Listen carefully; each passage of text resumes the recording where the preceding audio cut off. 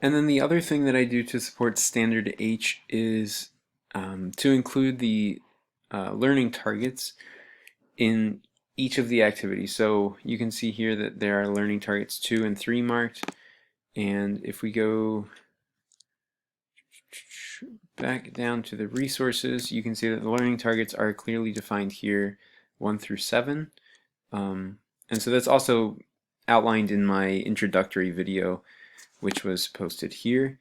But just to kind of go through a few here, you can see the learning targets on each one to identify what the goals are for each activity or each lesson.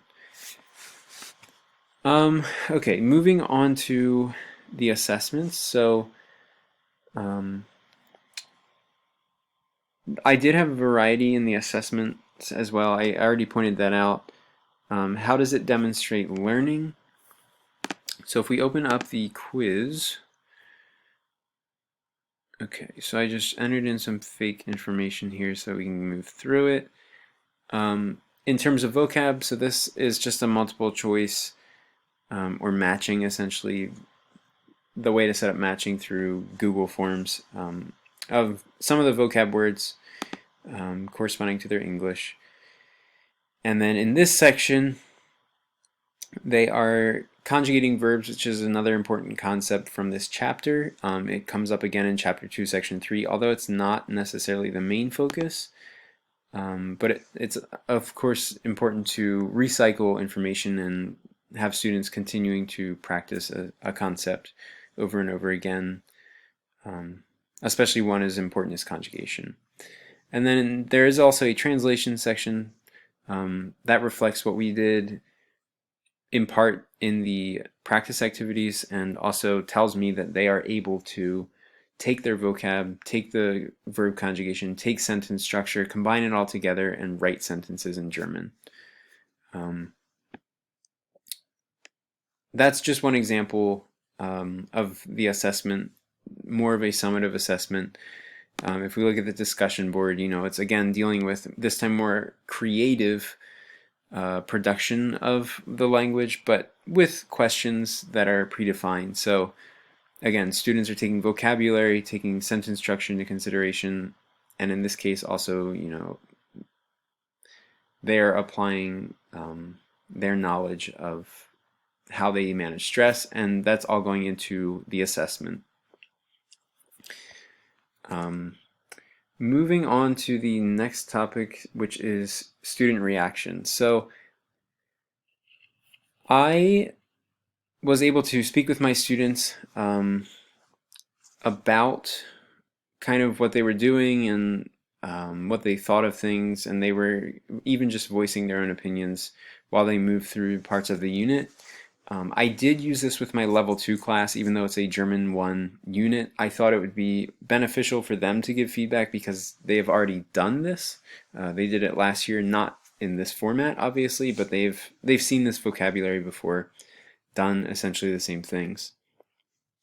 Some of the things that they said, or even just questions that they asked that informed me of things, were maybe identifying areas where I could improve the unit. And so one of those things was in just the instructions,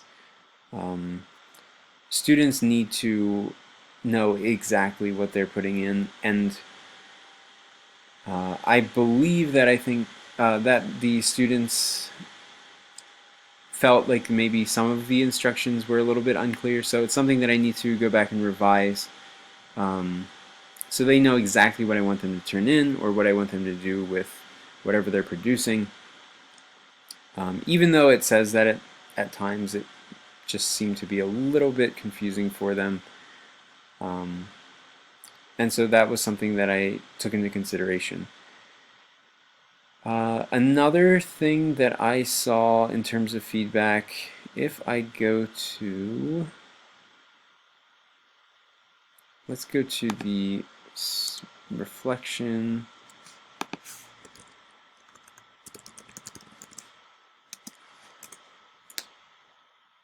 Okay, so lesson reflection for the first lesson. I did get some feedback here as well. So students were saying things such as, under the next time Mr. Murray teaches this lesson, I think it would be helpful if one student identified something they could do personally to improve. I did get this feedback that says, I think it would be helpful if he keeps it the same as it worked very well. One student also remarked that it might be helpful if there's less vocabulary.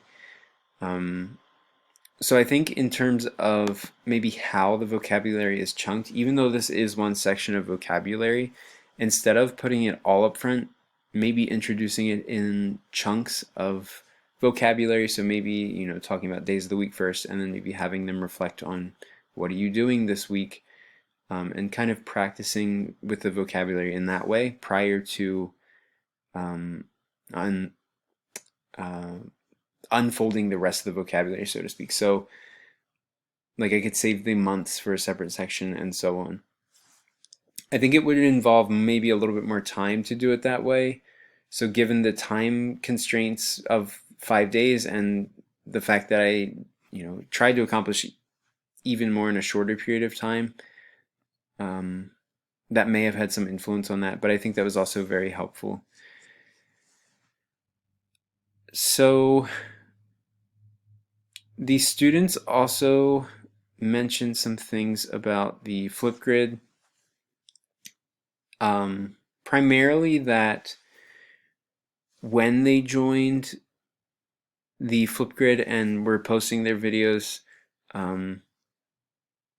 it may have been a little bit more helpful to possibly have almost like a tutorial type thing for the Flipgrid. And this is something that I had considered. The reason that I didn't have it is because depending on what class I was going to use it, some of my students know how to use Flipgrid and so on. My level 2 students were a little bit less sure about it. So again, something that I would add certainly in the future, especially if I'm doing an online class, something to put in the resources. But that was another area. Overall, the students seemed to be able to navigate everything fine, and they were submitting their assignments as best they could. I did allow them to kind of abbreviate the assignment so they didn't have to do everything, just because I wanted to make sure I got students to practice with different things and work through the unit a little bit further than just a couple assignments on the classroom page. So overall, I think the feedback was generally positive, but they did provide me with a few things that I could work on, and I definitely will consider in the future. The last thing, which is revisions, I already kind of talked about that a little bit based on what the students gave me as feedback, but I think what I personally might revise in the future, just based on what I kind of noticed rather than what their feedback was, I feel like there maybe is